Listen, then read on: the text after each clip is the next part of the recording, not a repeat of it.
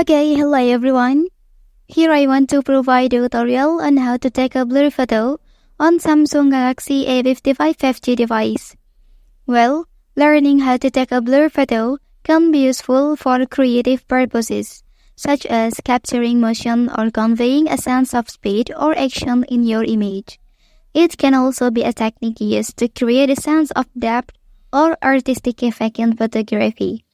And also, understanding how to control blur allows you to have more creative control over your photos and can enhance your photography skills. So let's go to the tutorial. Okay, first thing first, go ahead and open Camera app on your device. Well, next you can click More option. After that, select Pro menu.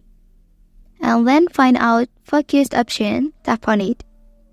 Okay, next you can drag this slider to the right side or to the left side according to your needs. Well, that's the tutorial on how to take a blurry photo on Samsung Galaxy A55 5G device.